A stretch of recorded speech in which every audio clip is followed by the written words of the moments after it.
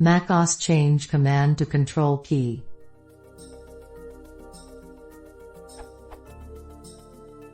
Is there any way to change the use of command key to control, somewhat globally in the system?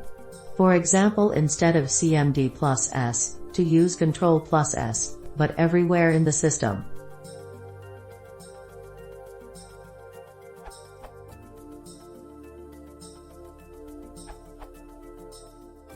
You can switch the modifier key associations in System Preferences keyboard modifier keys.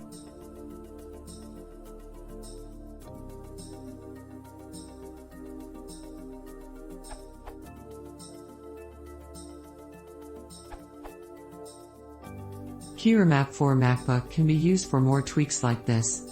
Also see TextMate blog key bindings for switchers for changing the behavior of page up, page down, home and end.